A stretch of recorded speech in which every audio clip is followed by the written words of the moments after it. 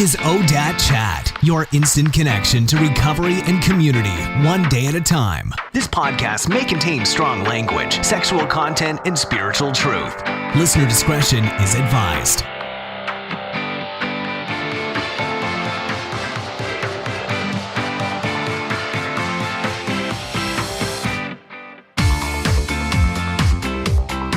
Everybody, welcome to the ODAT Chat podcast. My name is Arlena and I'll be your host. And if you haven't yet, you can subscribe on iTunes or you can visit odatchat.com to join my email list and I'll send you episodes right to your inbox. And I just wanted to give a shout out to all my international homies. The ODAT Chat podcast is currently being downloaded from 27 different countries, which blows my mind. If you're listening from another country, stop by the ODAT Chat Facebook page and say hi. I would love to hear some of your stories too. So for those of you who don't know, this is a podcast where my guests and I talk about our recovery. We largely focus on unpacking the issues that cause addiction and how it affects us, but we largely focus on the solution. So that includes things like the 12 steps, all kinds of recovery books and ideas and teachings that really contribute to long-term recovery. The goal is to break the stigma of addiction and to offer hope of recovery to those still suffering. Today's episode is the second round with my friend Lisa, who is actually my very first guest. Lisa shares a lot of what it was like to suffer with body images as she was a kid and developing some eating disorders. We also talk a lot about love and relationships, and she shares the lessons she's learned along the way. Without further ado, please enjoy this episode with Lisa. Lisa, thanks so much for joining me on the podcast today. Thank you for having me. Yeah. I forget it's voice activated. Right. It's voice activated. There's no video. Yeah. I'm smiling, nodding. So funny. So this is round 2. Yes. Yeah, this will be fun. So we'll talk a little bit about your background just to, if people didn't hear the first one, they could go back and listen to that. But yes, of course you listened to the first one, listeners. You were my very first guest. Yes, that is true. And that was an honor. That really was. Yeah. And so I feel like, maybe hopefully I've gotten a little bit better after 25 or 30. Talking about, that was the best podcast of all podcasts. Hair flip. Yeah, really, seriously, best guest ever. But let's talk a little bit about your background so that people kind of know like where you fit in as far as recovery-wise goes. And I thought what we would talk about today was body issues. Mm-hmm. Us women, we suffer and benefit from our body issues at times. Mm-hmm. So we'll kind of run the gamut and just see where that goes. But let's start off with a little bit of history. So, maybe just some stats like how old are you? What do you do professionally? Where did you grow up? That kind of thing. Okay. So I am, where do I start? Was born in 1969, so that makes me 48 years old. I was born and raised 69. Best years ever. See, I'm just winning all around. I know. And I was born and raised in Santa Clara until my parents divorced when I was about 7 to 8 years old. And then my mom moved us from my last year of middle school to Eastside San Jose. And so I ended my last half of 8th grade to go into a high school in Eastside San Jose. I did not realize that she moved you halfway through the year. Yeah, right before I was to go off to a high school. That is crazy. Yeah. So you graduated 8th grade with a bunch of people you didn't even know. I did not know. No one. That sucks. It was the worst possible time to move. My mom still cries every time we talk about it. I'm like, she feels horrible fine. about it. Yeah, because I literally walked around at lunches. I was the girl who walked around and ate in the bathroom and would walk all the breaks so that nobody knew I had no friends. Oh, yeah. And it was a horrible time for somebody who already felt unseen and invisible. So that just solidified my belief system, that I'm unworthy, worthy of being seen or heard. Mm-hmm. And if I was worthy of being seen or heard, it was embarrassing. Because then once you saw me, you knew I was alone and didn't like myself, didn't have any sense of identity at all. Oh, so you were exposed and vulnerable. Raw, completely raw. No coping skills. None. That was a rough age to have gone through that. I had a very similar experience where I left 8th grade to go to a 4-year high school. All my friends were going into the 9th grade. It was like a 7th, 8th, and 9th junior high. And they all got to graduate junior high together. Yeah. And so I didn't have an 8th grade graduation, but I went to a high school where I didn't know anybody. And I did something similar where I was just always walking because I was like, oh, I have somewhere to go. Yeah. I just would and I would make sure that I didn't walk by the same people twice. So I'd keep walking in this big, like, long launched. And then if I knew they were still there, I would wait. And, you know, it was a lot of work. Just like my alcoholism. It was a lot of work, but it was something I was familiar with because it's how I lived. Yeah, it's all evasive maneuvers. Totally. And don't see me doing something, because then if you see me, it was a very double-edged sword for me. I didn't want to be seen alone, but I wanted to be seen and accepted. Right. Yeah. Right? And I remember the worst experience of that was a girl finally paid attention to me in sex ed class. And she was like, come sit with us at lunch. And I was like, I have arrived. It was this like young Filipino pretty girl, had a huge group of friends in the class. I literally felt like it was Christmas. So I walk out to lunch and they're all sitting at this quad, and I walk up and she literally, I said, hi, like I was going to sit down with her, and she was like, turns over her shoulder and goes, hi, and then turns back around to the group like she never asked. So now what do I do? So I was like, do I sit down here? So I awkwardly sat down kind of behind her by myself, and no one acknowledged me for the whole, it was worse than being alone. Right. That was worse because they're now, so and they're all, in your face. and they're all like looking at me like, why are you here? You know, it was just literally awful. That's so shitty. That it was she would shitty. Say that to Yeah. you. And then just totally blow me off. Like, what are you doing here? Like acting like I had brought myself over there. Like she'd never said anything. And that's my memory. And to be honest, that might not be exactly how that went, but that's how that's what it felt like. Yeah. And, you know, and that has been kind of a pattern of behavior in my life. You know, it's like, I don't do things typically. I would refuse or not want to do things out of fear of being seen, humiliated. So I didn't want to go to functions if I didn't know enough people, because if I had to stand alone, that was the worst possible thing for me.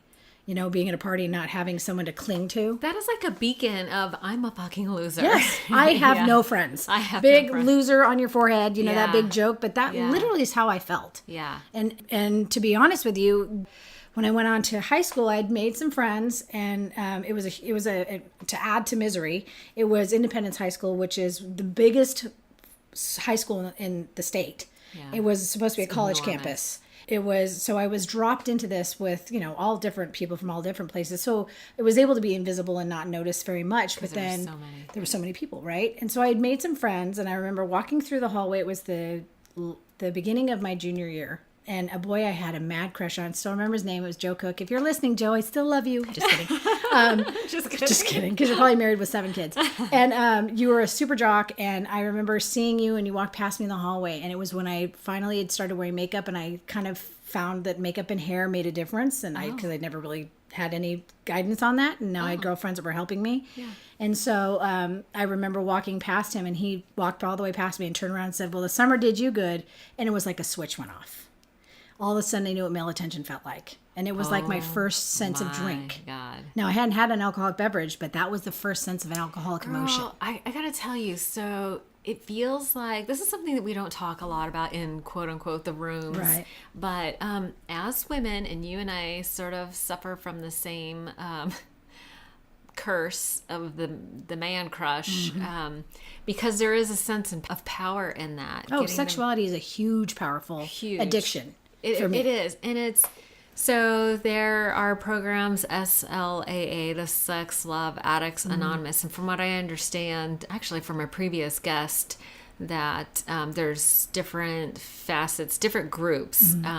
But the love addiction and sex, so there's the love and sex addiction. Sex, not necessarily like nymphomania sex, where it's like unbridled. Yeah. At the grocery store, in the bathrooms, at the store. May I have some dick for dessert, please? Lunch, breakfast, dinner, dessert. Yeah. Dinner, dessert, dick.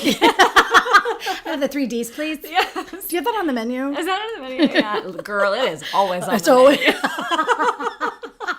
No matter where you are, okay? Yeah, I'm saying. So, because it does the same thing that alcohol, drugs, any kind of addiction, that what any addiction does is it takes you out of reality. You can't even say the word diction anymore because you keep saying dick. So stuck. So stuck on dick. Stuck on dick. See, This is why I love you, because you get my kind of crazy, girl.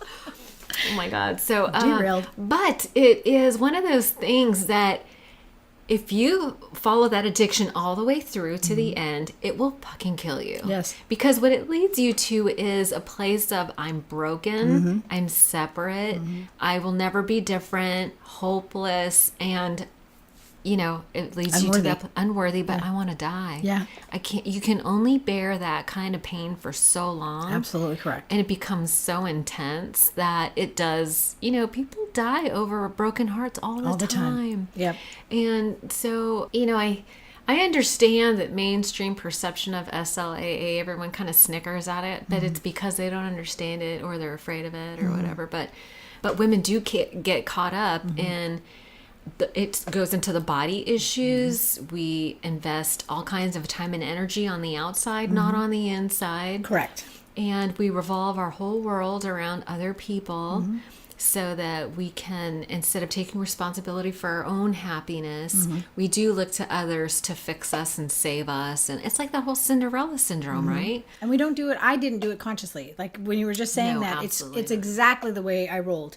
My life went from that moment. I really know that switch was flipped, but I didn't know what to do with that.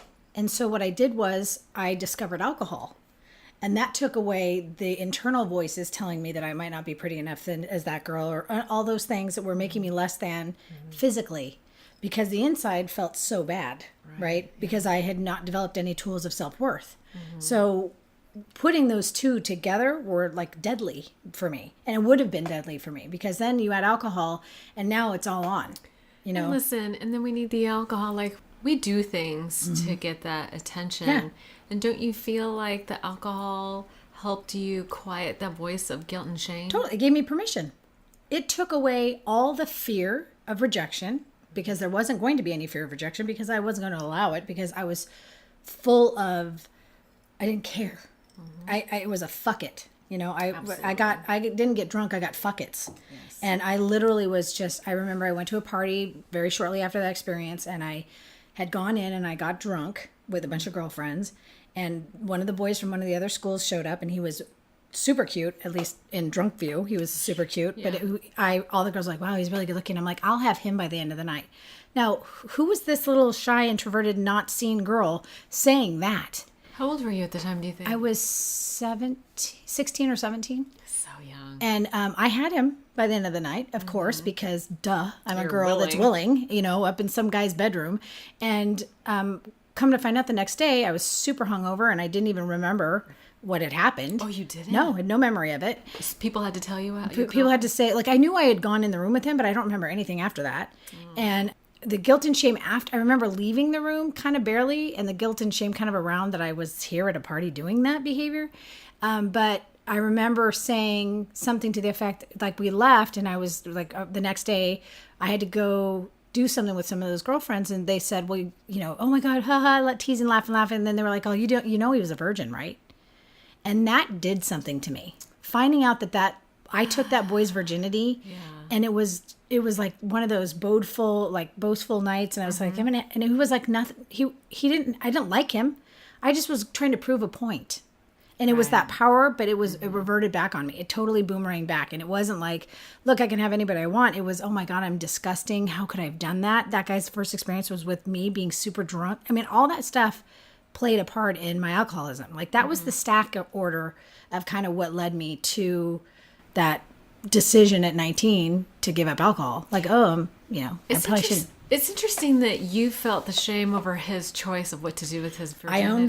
I owned that like that. And I don't even know if that was the truth. He didn't tell me he was... Oh, maybe he did. I think he might have told me. Because we went to see him at his work and he had hickeys all over his neck. How do you know that he felt... Did he feel bad about it? He was acting really weird. Because I went to his work next day. Well, yeah. But yeah, I mean, he was just like... He didn't know how to handle that, I'm sure. And he was super sweet and weird and awkward. And, the same way I felt. But the story I told myself, right? The story I told myself.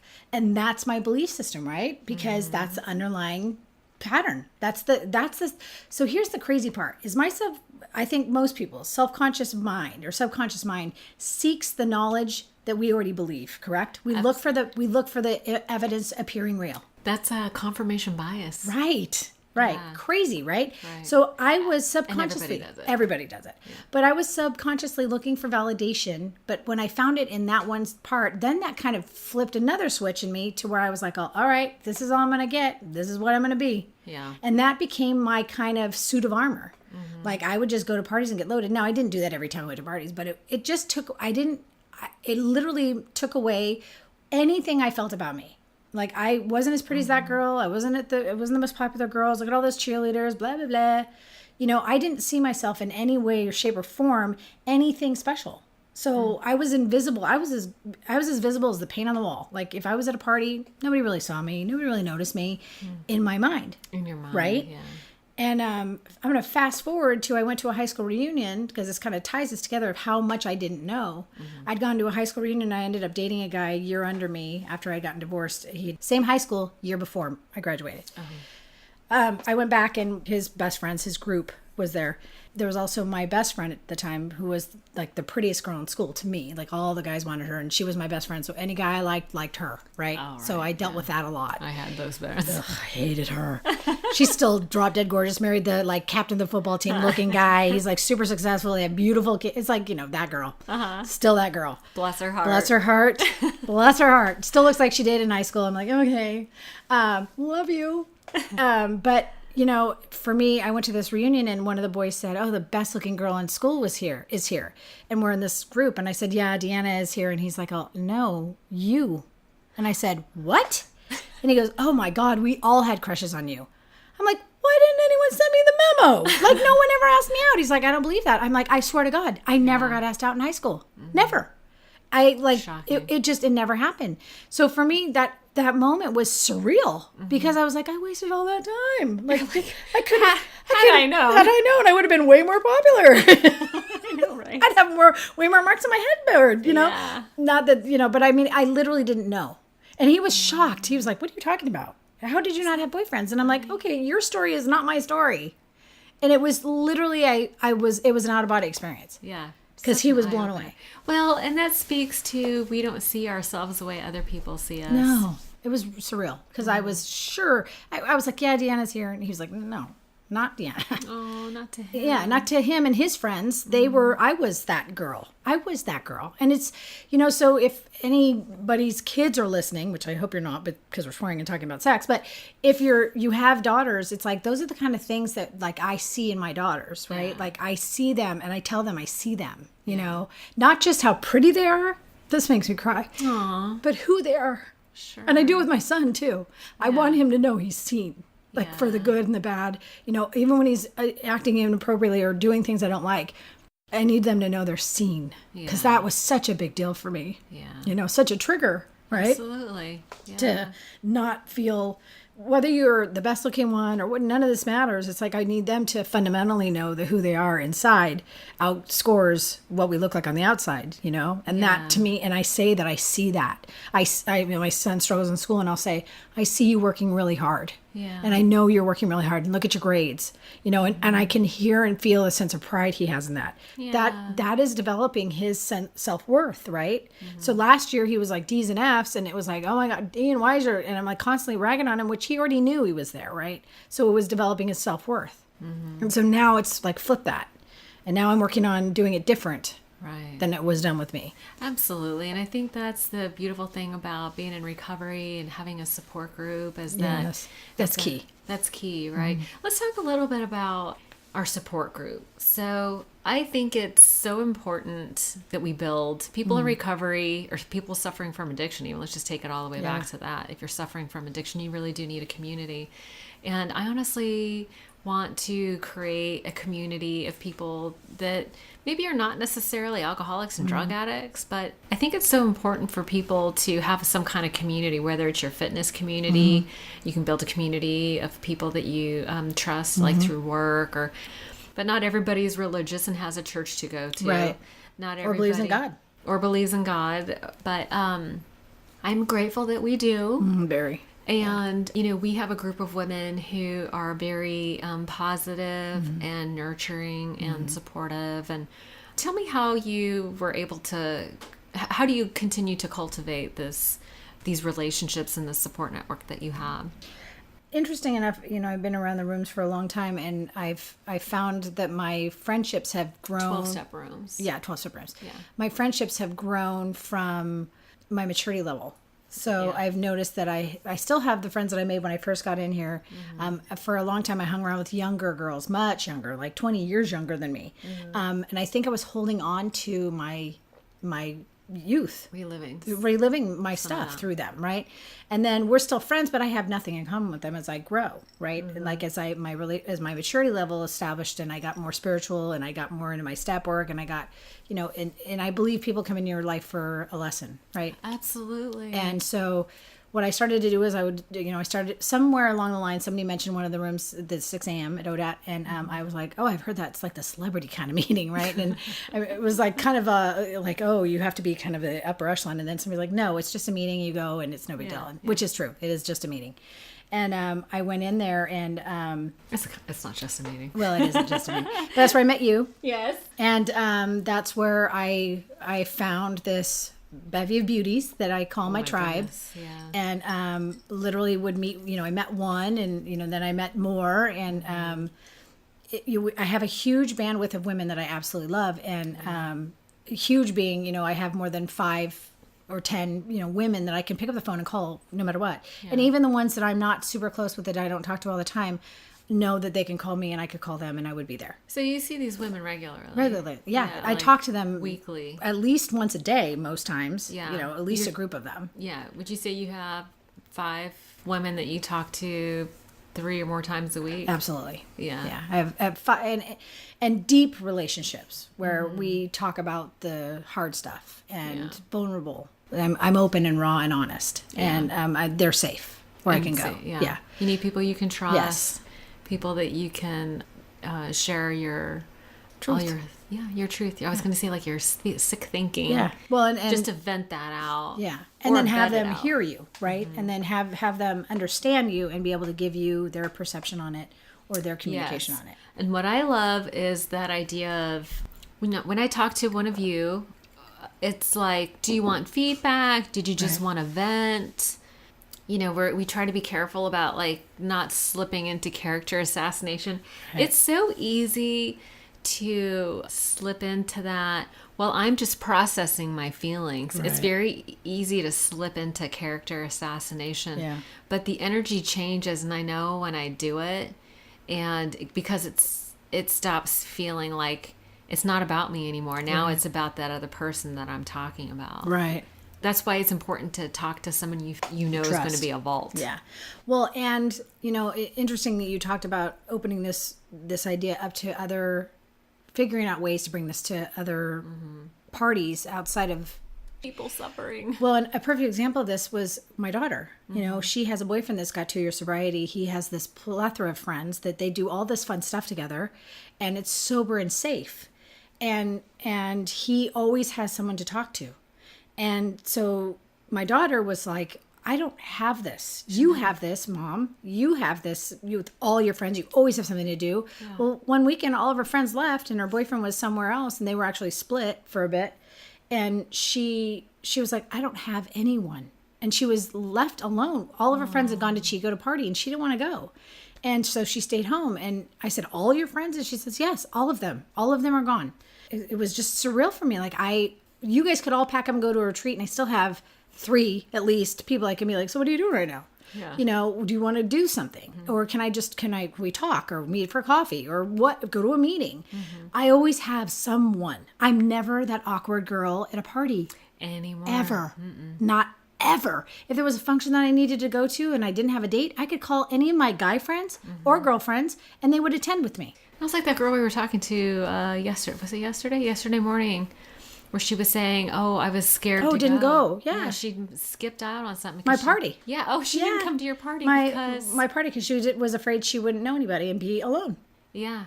And seen as no one would see her. Yeah. Right. Yeah. And I was like, "Girl, all you had to do is pick up the phone and say, come with,' or just show up." Or just show up. She knew me. Yeah. Right. But she figured because it was my party, I'd be busy. Right. That was what she heard in her head. Right. And so it's like, we've known each other for years, but it's still, I get it. I totally honor that because I remember feeling that way. But that was great advice you gave her. It's like, pick up the phone and get yourself a crew. of women that you are, committed to, that becomes committed to you. And it doesn't have to be like 10. Yeah. You started with 3. Yeah. You Yeah. know? So I have my girls do willingness calls. Yeah. 3 a week.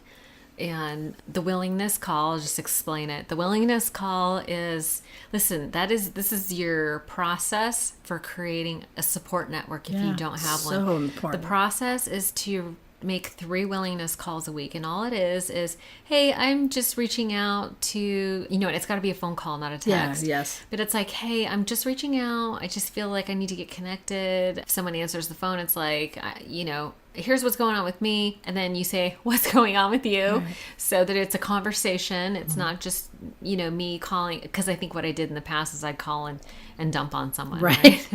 Still guilty of that occasionally. Yeah. Well, sometimes it's appropriate. Yeah. But in the beginning, when you're establishing your support network, you want it to be a two-way street. You want to give a little something and you want to take a little something. Right. And then so what ends up happening is if you do that at least 3 times a week, sometimes if you're brand new and you're just starting your support network, you should be doing 3 a day, 3 different people every day.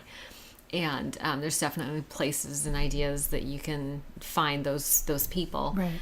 But what ends up happening is over time, you are current with several people, right? You're current with several people. And then when the shit hits the fan in life, whether it's them or you can get on the phone and just get right into it. You don't have to give somebody the whole backstory about what's going on. You can just get right into what happened and then what is the solution. Right. And that creates a bonding. We do bond over like tragedies or difficulties or challenges. We bond over that shit. I feel useful if you call me. You can feel useful if I call you. Right. And then I am so in like you endear yourself to me when you help me. Right. You know what I mean? Right. And vice versa. Right. It's like we become bonded. And that is a support network. And listen, if you're not available, if I don't have at least 2 or 3 other people to call, I'd be in trouble. Right. That's why we do this with several people, right? And then we have a support network. And then when one person's not busy, and then here's the funny thing though, if you call all your people and that means it's time for you to spend a little time with your higher power. Right. Right. It's so right. Well, and that's ironic that you say that. Not ironic, but Taylor, when this was happening, she said there's a message in this. She said that there's a reason why they were all unavailable in this time where I'm struggling with this relationship. There's a reason why I need to be alone. There is a reason. And she caught that. Now, that was mind-blowing to me. That's amazing. Yeah, it was pretty big. And I said that to her. I said, the fact that you're 20 years old and are able to see those gifts, like that's a gift instead of like, why am I all by myself? And falling into that self-pity, right? And that's me. That comes from mom. Yeah. And it's so important for us to do that internal work instead of, it's so easy to just focus on the other person. I think that's a woman thing. Yeah. Well, listen, it's probably in everybody. It's just men just don't talk about it as much as we do. I don't know. But we do. I think we as women do tend to drop our lives to conform around a man. Maybe that's a primordial instinct or whatever. Well, what do they say in AA? Second date is a U-Haul? I thought that was gay relationship. Well, it's now floated over to, if you haven't been in the rooms, you wouldn't know what I'm talking about. If you've been in the rooms, you know exactly what I'm talking about. People do tend to glom onto each other. It's like, boom, all of a sudden they're getting married and having babies. Well, listen, that goes along with like the sex and love addiction. Yeah. People, listen, we just want to be loved. If you have an addictive personality, then it is very and then it's an addictive personality is that you find something that makes you feel good and then you want to do that all the time. Yeah. I want more. I want more of that, please. More of that, please. Yeah. Without balance, left unchecked, it can be really destructive. Well, and I know people that do it and it works really well for them. So it's like, I mean, honestly, Arlena's pointing at herself. And I actually have several friends that have had those situations and they're in amazing relationships that are teaching me about love and honor. And so I can't even talk to that, because obviously I'm not in a relationship, but I can't talk to the fact that isn't appropriate for them because I don't know. It's not my relationship. But, it is, for me, it's like I do understand that need, which is the ultimate seek, right? For most women, we're out there just looking to partner up and co-create. Looking for love in all the wrong places. In a charity. Right? Oh my goodness. So that's kind of an interesting segue to some more of like the body image stuff, because it's like, well, as a woman, if you think that if you've bought into the fairy tale of Prince Charming is going to save you from your own misery, then the strategy is to make yourself look as good as possible on the outside to attract The mate. the man who's going to take care of you and rescue you. You know, it's that rescuing thing that's so dangerous. Right. But, the Rapunzel. Yeah. But also, to make that even more complicated, you got the lesson early on of you saw your mother get broken by Devastated. that. And so you came away with, I don't mean to share your lessons, but the idea that you would never let a man do that to you. Correct. So how does that present for you? How did that turn out for you in your adult life? It's like, how do you try to be rescued in one hand and then you won't let anyone come be near you? You know what I mean? It's like that go away, come here thing. Well, it was funny because I had a date with a guy who we went back to my house and he'd used my restroom. And he came out like the color of your doors. He was ash white.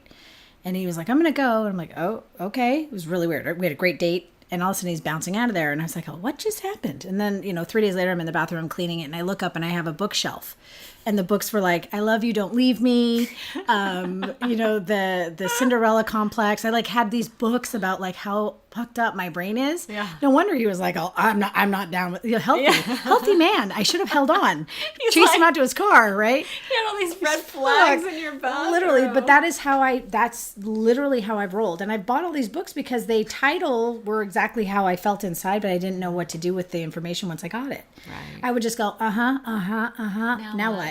Right? That's why counseling was so hard for me, because I would go into counseling and I would tell them exactly why I was feeling the way I felt, and they would go, that's awesome. Okay, now put your guts back inside and we'll see you in 2 weeks. It was like I didn't know, what's the solution? Yeah. What do I do with this? Information is not the solution necessarily. No, because you can read the book, the big book, but if you don't get into action, they say this, it's so true. You can read it and have a head full of it and not do anything with it and then still get loaded. And it's just a miserable existence. However, if you get into action just a little bit, it relieves so much of the stuff that goes on. The same thing goes with reading those books. It's like, what's the action necessary? So that's kind of where I've started is, I started this path 6 months ago. The end of this month will mark my 5-year sobriety anniversary, and the beginning of the journey. It's not ending on the end of this month, but it's just like I've made this 6-month commitment to myself. But what was the nature of your 6-month commitment to yourself? Of not fixing, with dating, with sex, with just finding a fill. Finding that instant gratification, right? Tinder was perfect for me because I was like, he likes me, he likes me, he likes me, and it was literally like an instant endorphin rush. Don't you feel like it's living in fantasy land? Completely. It's like taking yourself out of the present moment. It's absolutely a fantasy.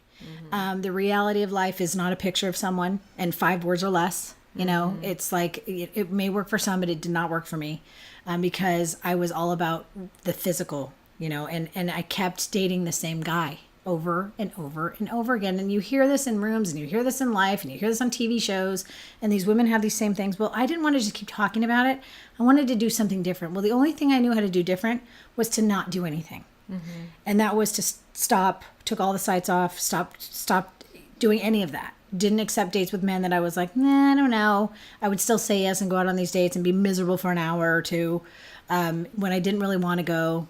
And so I was like, why am I doing all this stuff? And then I started working out and I was eating well and I lost all this weight and I looked better than I'd ever looked, supposedly, with quotation marks.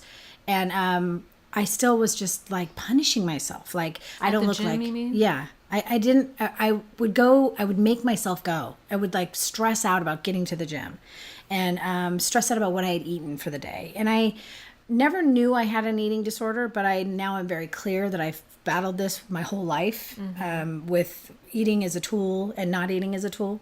Yeah, you don't know it's a disorder if that's the only thing you know. Right, it was my whole life. I had a nervous disorder when I was a kid that I would literally get so physically ill from my parents fighting. We'd go to restaurants and they used to tease me that I would see the world by bathroom, but it was because I was so nervous I couldn't eat, so I would go into the bathroom to calm myself down from wanting to throw up. So I would literally, my entire meals would be in a napkin. Like I would sit at the kitchen table and I would eat food, put food in my mouth, and then put it in the napkin and throw it away. I was hiding food, pushing food around my plate. I didn't even know that was a thing. That's what I did. You know, I didn't know that was anorexia. So I just would not eat. Did you do vomiting? No, never did vomiting. Okay, I was so- terrified of vomiting. But I literally would have shaking to the point where I would be physically so sick that I couldn't function. And they would from tease anxiety? me. Yeah, they would tease me as a You kid. make a joke about it. Yeah. They didn't know what it was. They had no idea what was going on. No. Because they were wrapped up in their lives, right? Yeah. And they weren't doing it to be mean. They just thought it was funny. And That's fucked up. It's really fucked up. And so, but it was where I felt safe was the bathroom.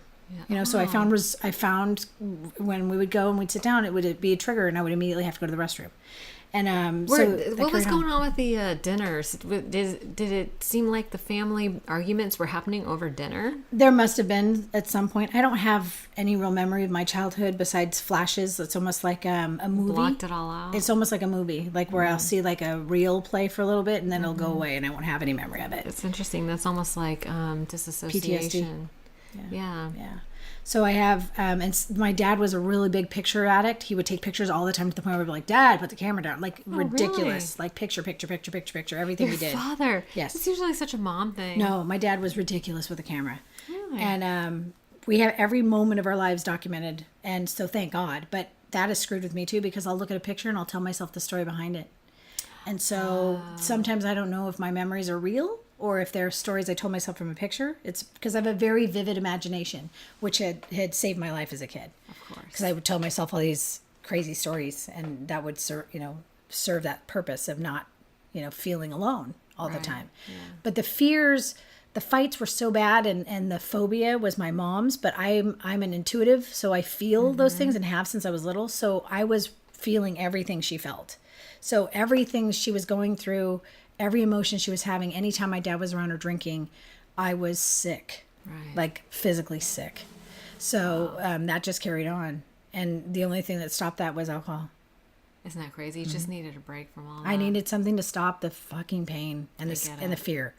And so, I remember going to counselors, and they would say stuff like, well, if you're going to tell me anything that means that you can hurt yourself or others, and that would be like, okay, I'm not going to tell you anything then, because I want to kill myself, so I would shut off. So there was no safe space for me, none, even going to a counselor, that was not safe for me. Right. So I was like, if I tell you any of this stuff that's going on in my head, you're going to make me go to a loony bin, or you're going to tell my mom and dad, and then they're going to lose their mind. And then what's going to happen? Fear.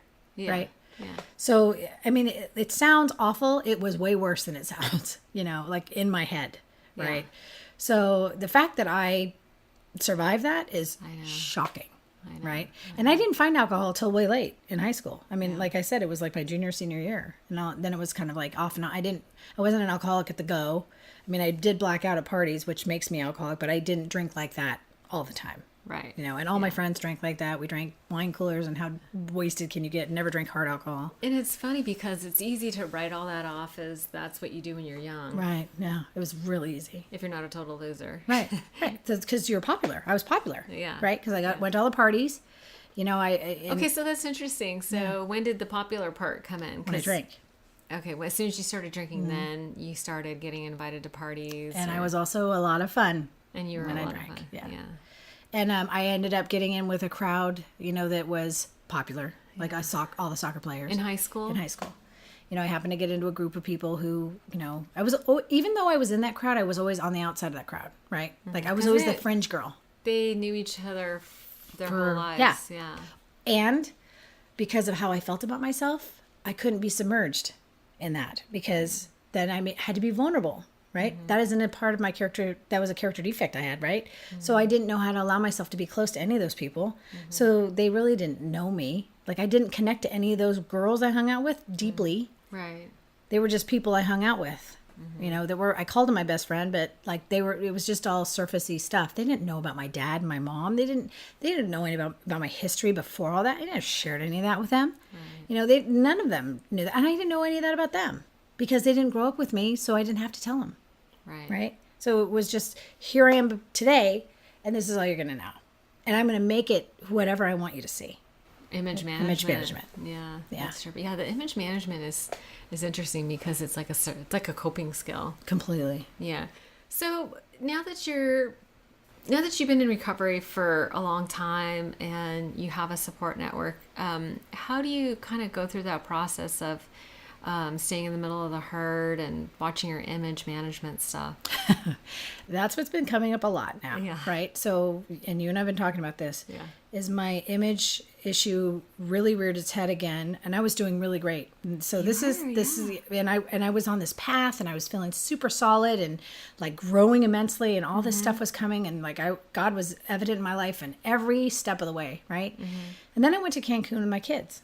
And I went on this amazing trip that I paid for, and it was literally the best trip of my life. Listen, it was a huge accomplishment. Huge. You were able. Listen, you got 3 people. 3 people in Plus one room, you. right? In one room. But to pay for all To that, pay for all I that. mean, you were a fucking badass at work. Yep. You're I mean, all this stuff. So bringing like, home the bacon. here's this accomplishment that I'd saved for. I took my kids on this amazing trip. We all got along. I didn't, Great. like, my alcoholism didn't rear its head, nothing. But what happened was I had a breakthrough around my body image. Yeah. Right?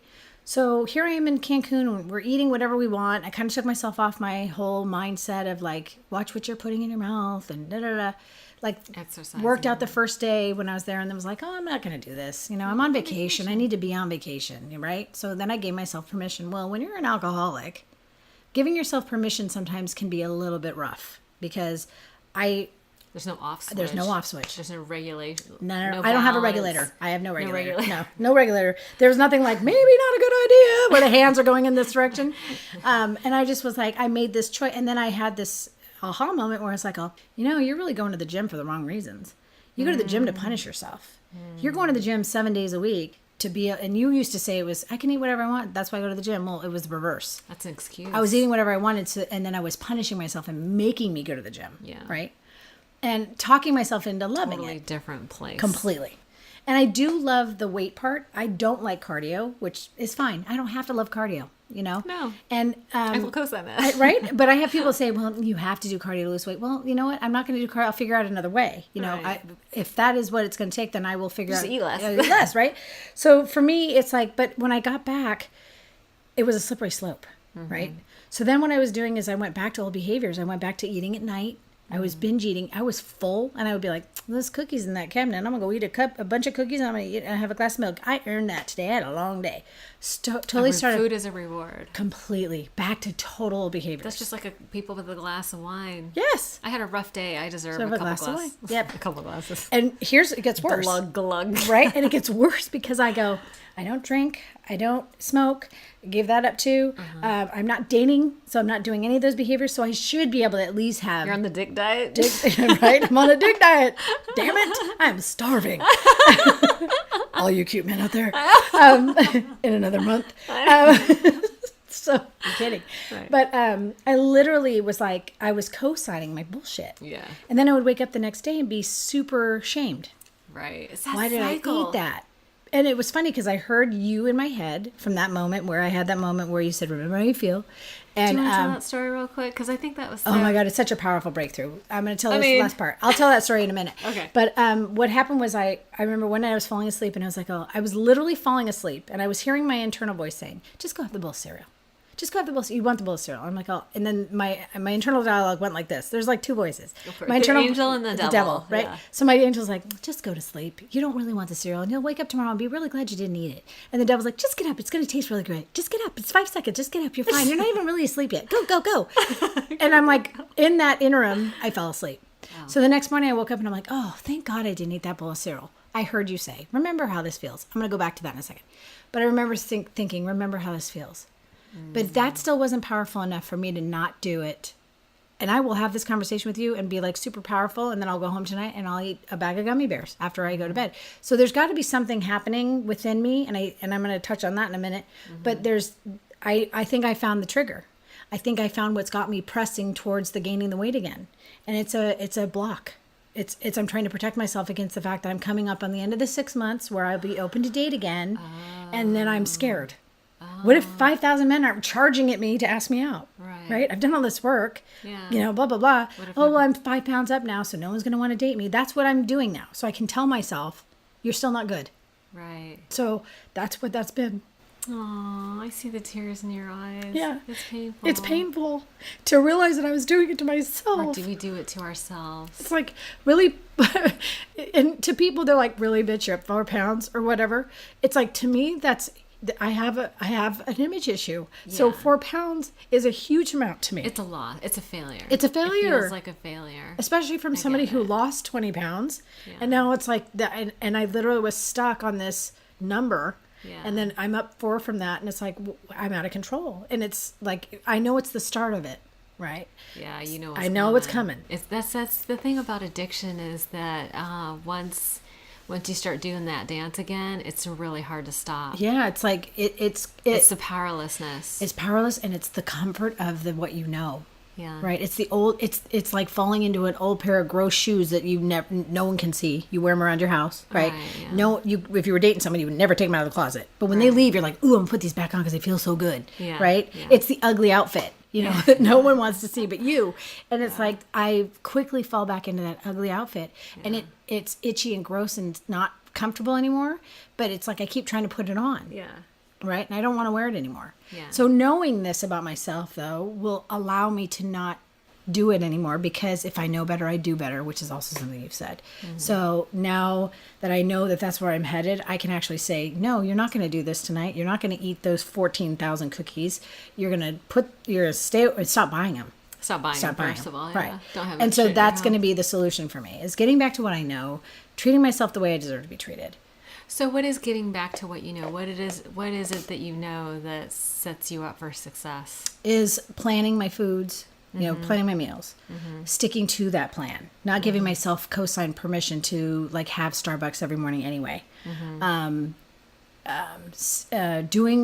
want to go back to the gym, but I want to do it correctly. So I've hired someone. Oh, good. Yeah, that I'm going to pay to give me a food plan and a workout program, because that works for me when I actually pay for it. And it was funny because there is something about paying for something that you got to put a little skin in the game. That's exactly the quote I texted her, because she was going to do it for all this stuff for like $50, and I was like, so she came back to me when we started talking about it seriously, and she's like, I'm really embarrassed, but I have to ask for a little bit more money. And I said, here's the truth. Yes, I'm bummed that I'm not going to get that deal. I'll be honest with you, because I was super stoked. But you need to charge for your time, because I remember being taken advantage of for my time. Yeah. And secondly, I have to have skin in the game. I have to have something to lose. Yeah. Like if I'm not doing this, I'm out. Yeah. So and for her, it was a lesson for her. Yeah. Like she needs to understand her time is valuable, right? Yeah. That's what she wants to do for a living. And by and she's empowering not charging for your services, you're actually doing that other person a disservice, because they will not commit. And that's what I said. I go, we have to as money clients. Is like the ultimate gauge of are you committed or not. Correct. And I said you have to make people make it worth their investment. Yeah. To do your program, right? Yeah, I get it. So, that's what I'm doing. And like today, I didn't want to go on a 4-mile hike in this fucking heat, but I did it. And we got to a point, and this is how my life is, this is how I know things are changing, is we got to the point of the hike where she goes, we can do 2 or 4. And my internal voice, that little devil, is like, I'll go home and have some cereal. 2. Yeah. We can go home and have Starbucks, 2, let's go. And my self-worth said 4 miles. Let's do it. Okay. And then then you're done, and you've done it. And I know at the end of this, I'll feel great. And I did. Yeah. Isn't that interesting? So we have to think about what the result is going to be. It's like, stop struggling with what it is that you're going to do. Yeah. It's the result afterward that we should really focus on our attention, because that's where the power lies. Well, and I'm going to touch on what you said to me that one day that changed my life. Yeah. And, people I believe God gives me angels, and you have been a huge angel in my life. And this moment literally changed my life. Several moments with them. And if you go back to my first podcast, it'll talk about the first moment with her and Bob and their relationship. And this one was, I had called her because I had made a choice in my recovery during sobriety recently. And that I was in so much pain around. And it was so much hurt and shame. And it was going against everything I wanted to be as a woman. And I went up against it just to meet a need. And I called her up, and I was crying. And Arlena goes, in her Arlena way, where are you? And I said, I'm in my car. And she said, well, where are you? And I said, I'm on the freeway. And she says, okay. And she's like, and this feels really bad. I can hear it in your voice. You're really upset. And I was sobbing. I was crying in that place. I cry all the time, but this was like that pain, like that gut pain. And I was feeling all of this shame. It was literally leaching out of every fiber of my body. And she said, remember how this feels. And for some reason, those words literally changed everything for me, because not only do I now remember how it feels when I'm going to make a choice about something that feels bad, when I do good things, I'll say, remember how this feels. Like I'll see a sunset or a sunrise, and I'll hear music, or I'll be in my car driving to work, and it'll be so beautiful out, and music will come on the radio, and I'll have that I don't know what happens, but there's just this calming place that comes over me. I think, remember how this feels. More of that, please. Yeah. You know? So I do the same thing with the good as I do with the shitty. You know, like I do think before I eat the cake, or before I remember how this feels tomorrow. How will you feel tomorrow after you eat the cake? It's like just taking that extra step. Right. Thinking it all the way through. Thinking it all the way through. Same thing with the drink, right? We talk about that all the time. Play it forward. You know, play that tape out. How's it going to look at tomorrow when you had your party on? It was great. Okay, well, tomorrow you wake up and you're like, oh, that was fine. It wasn't bad. And then, 2 days later, you're in a hospital on an IV. Yeah. You know, it's like, play that tape all the way through. Yeah, and the truth of the matter is that we can do whatever we want to do. We just have to be willing to pick up the price tag. And everything has a price tag, right? And so I think over time, and thank you so much for sharing that, because I think it's, I thought it was so interesting the way you expanded that lesson. Like when it was taught to me, it's like, pay attention to how this feels. I used it to mitigate the negative. I didn't do what you did. I didn't broaden that or generalize the lesson to pay attention to how I feel even in the good times, so that you know what I mean? Yeah. For me, it was about avoiding pain. Yeah. But I think it's so amazing that you just, innately of yourself, generalize that lesson to use it towards the positive too, because that's really what's important, right? Is if we focused on what was positive in our lives, whatever you focus on expands, right? So I just think that's amazing that you were able to do that. But literally that lesson was such a pivotal moment. And that's why I think sponsorship is so unbelievably important. It's like the things that, and not even sponsorships, that is super important, but I think it's also indicative of the people you surround yourself with. Oh, yeah. Because sometimes I get the biggest gifts from the 30-dayer. Absolutely. Or the 2-dayer. Yeah. Sometimes it's the 30-year person, but I sometimes like I say, angels are brought into my life, and there are messages everywhere, and we just have to be open to hearing them and seeing them everywhere. And that was a message that I feel was straight from God to you, to me. Yeah. And it literally changed the way I think. That's amazing. And I've had a lot of aha moments like that. Yeah, just the way you process that. And it feels like I feel like there's a bunch of us, they say you're the average of the 5 people that you spend the most time with, right? And I'm always trying to surround myself with people who are stronger in other areas than I am.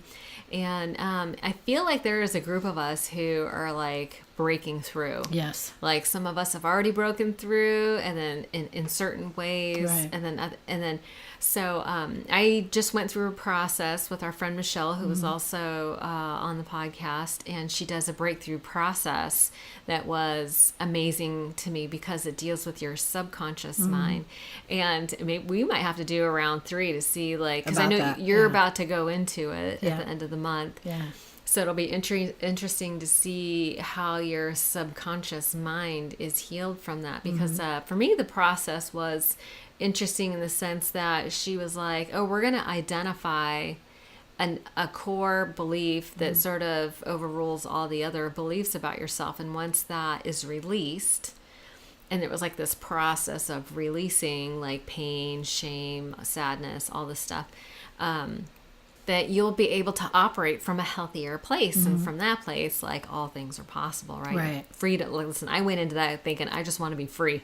I will do whatever it is, whatever weird hoobie-jooby. Yeah. You want me to stand on my head? Yeah. Weird exercise. Close your eyes and meditate, or stand on my head. Whatever. Yeah. Go do your past life. All that stuff. I was like, I'm in. And so I went through the process, and I have been amazed at the change in my behavior. I kind of went through it going, I don't know if this is working or whatever. Right. The first day was amazing. It was like a 2-day process. And so I'm really anxious to see how you go through it. But what is it that you're hoping to, do you have an idea of what it is that's holding you back? Or Yes. I'm pretty clear. I shouldn't say I'm very clear. I'm pretty clear on where I got stumped and what my core belief is that it's underlying that I'm unworthy.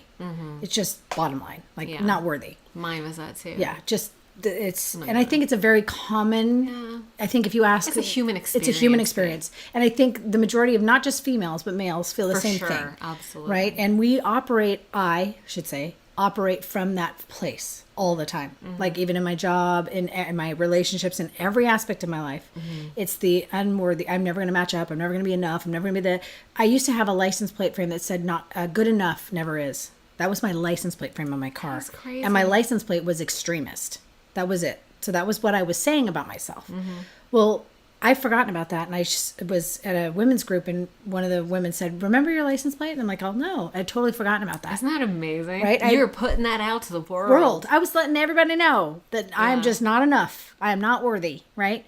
And because, it was really my underlying story. That was my truth, and I was so I put that on my car, and for me, it wasn't a bad thing. I thought it was a good thing because it was driving me to be better. Right. Like I was, I was like, we use that totally thing to try to help ourselves completely. And what it was is it was just like I was going to be the best escrow officer at all cost. Right. I was going to do whatever I took to be the best. And you really are. Thank you. But I had to release that to get here. That's the crazy part. You want to do it, without having to kill yourself or do it in a negative way. You want to know what changed for me in my job was I just had this aha moment was I didn't believe that this could possibly be my career. I literally fell into this job by the grace of God right out of high school because I didn't know what I was going to do. And I could do two things well. I could talk and I could be whatever you wanted me to be. So as an escrow officer, that was perfect. So I looked up escrow in the dictionary and got the job because I told the girl that's what I thought, what I thought it was. And she was like, "You looked it up in the dictionary? You're hired." And wow. And I've been doing it ever since. Right. Well, and I used to say there's no way I could be a one-trick pony, blah blah blah. And then through this process of finding Lisa, I found that I love my job. And I allowed myself to love what I do. And that starting to show itself like the last 3 years. I empowered myself by taking another position at another company. And the amount of support and faith that they had in me literally catapulted me to this place. It was just what I needed when I needed it. And I made this change. I got the support. All the pieces fell into place. I stopped fighting the current and allowed myself to just be. And it literally is like the dam busted open. It's like all of a sudden I have all of this amazing support and all of my clients love what I do and they trust me. And I know that I'm the top of my game, That's interesting because you talked about self-acceptance. And then from that place, you found your freedom. Yeah. And so that's where I'm at with my personal life. Right. I just haven't gotten that far. Yeah. I like you said, I'm at the cusp of this breakthrough. Well, yeah. And that's the whole idea about working with someone who understands how to uncover the subconscious. Because listen, if we knew, we'd be different. We'd be different already. But there is something, I feel like I'm so glad I went through that process because I feel like something was released. Well, I'm so grateful that you brought that to me. I mean, I don't believe in accidents. I believe that God has his hand on me all the time. And first having Brenda, getting to operate with her, she gave me freedom from something that I've been dealing with for a really long time. Yeah. And she broke free of that chain with just a simple sentence. And it's like, those are the gifts that literally this program that is available to people in recovery that is not mainstream. And it's like we have this secret society, but it's this, and it used to be taboo, right? To say you're alcoholic and you're supposed to be anonymous. And I've kind of flipped the script on that because I am not anonymous. I am super public about my drinking because I was super public about my alcoholism. I was out there being drunk everywhere. You're public about your sobriety. Yeah. I mean, but I was public about my alcoholism. I was all over the place. Like everybody knew. Thank God Facebook was floundering before I became sober because holy crap. Oh my God. But there were rumors about me. There were stories about me that weren't true, that were based on some truth, but it was bad. And in a very small community, it was really detrimental. Yeah. And so, and I don't share it like, look at me now. I share it because I want people to know that there's hope. Because you saw me, and now you see me. Right? You saw me, and now you see how different this is. And what's interesting is that half the stuff that we're talking about happens outside of 12-step rooms. Absolutely. Right? So that's a great place to start, but there is so much out there for people who are looking to either resolve resentment in a relationship, or people are struggling with health issues or finance, or, life is difficult for everyone. Everyone has struggles. And a lot, if you don't have like a formal program, it's like, or a church, it's like, what do people do? It's like, you can't always rely on your family. You get middle-aged, you get lots of kids, your friends are not there for you to be but it's so important to cultivate a support network. Well, and I talk about what we do, right? I talk about the 12 steps. I talk about the stuff that's happened in my life, because people will ask, like, what's so different? Like, what happened? Like, how did you get here? And I'll say, well, it's, my faith and my program. And your community. And my community, right? And the people I choose to surround myself with. Absolutely. And because we're all striving. The people that we are close with are all on a path to betterment. Yeah. We're all, none of us better humans. None of us are sitting in that pool of cess, right? Where we were, right? We're trying to grow. We all want to be better. And that is why all of this has been such a big deal, like all these moments of growth. And that's where I think people, I said at the meeting this morning, it's like, I want to be a beacon of hope for people, but not just in the rooms. Like, where people outside the rooms are like, what are you doing? And there really isn't that solution made mainstream. Yeah. It's because like my mom, she doesn't have alcoholism. She has codependency issues, but she doesn't have alcoholism, and she could go to Codependence Anonymous meetings, but it's Nobody wants to, there seems to be like this. A stigma. Yeah, a stigma. Yeah. So I am so grateful that you are willing to come on the podcast, and there's a Facebook page, and we can invite people to, if you're listening to this, I invite you to come to the Facebook page, the ODAT Chat Podcast, and check in, ask for help, tell us who you are. Lisa and I are here to support you. Absolutely. We really just want to invite as many people that, if you're listening to this and you don't have a community, let us know. Right. We will be your community. We will be your community. Or we can lead you to a community. I mean, and that's the thing, is that no one is to be left alone.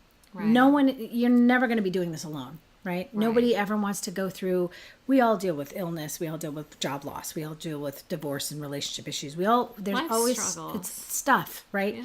And even in sobriety, the best sobriety, stuff happens. Absolutely. Death is inevitable, disease, that we deal with all that. Yeah. But I think that if we are, they always say we're to always be the hand when someone's reaching out. Well, I think that should be everywhere. Yeah. Absolutely. The fundamental should be everywhere for us. Yeah, absolutely. And we're coming up on an hour. And I thought it would be interesting to end with this one question. If you could be the woman of your dreams, who would you be? Oh my God. Who would I be? I know this is kind of a personal question, but without any filters, without any limits, if you could be the woman of your dreams, who would you be? Probably you.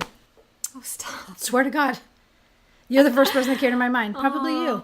You have a marriage that I adore.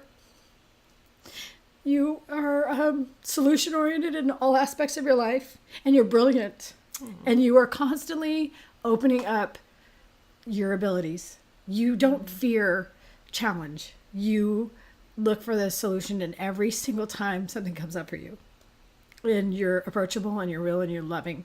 And those are all aspects of what a true strong woman is to me. That's why I picked you. Yeah. Well, if you spot it, you got it. I hate that phrase. But here's one of those things that you can use where it's a positive, right? Right. I see all those things in you. Yeah. And I feel aside from the marriage thing. Well, that is on its way. It is coming. Yeah, like it or not. Right. Here it comes. Yeah. But truly, if I had to choose today, if I had pick someone, I would want to be you. Oh, I would. You are truly and I'm not just saying that because I'm here. It's I would say that if somebody else. I always call you my soul twin. Well, yeah, that too. But no, truly, because you have all the things. They always say follow someone that is what you want to be. Yeah. Right. Listen, I think together, joining forces, we can help. Build. You and I could build a community together, and that's that was really my heart's desire is to use this podcast to build a community because. That's when I feel the best. And I know that's when I see you speaking at a meeting, people are attracted to you You know, you move rooms, you shift people at the heart level, and that's a gift. Thank you. So I'm excited that you are breaking through and willing to be seen, and you've been willing to be heard. And I know that it fills your heart when you're able to be of service to somebody else. And, Absolutely. you know, that's part of the promises that we hear. Self-seeking slips away, you know. So listen, thank you so much Thank for you. spending this time with me. And This is awesome. yeah, and I'll really look forward to hearing about your breakthrough. We'll talk about it again, and we'll have a regular segment, Chats with Lisa. Yay! Thank you so much. Thank you.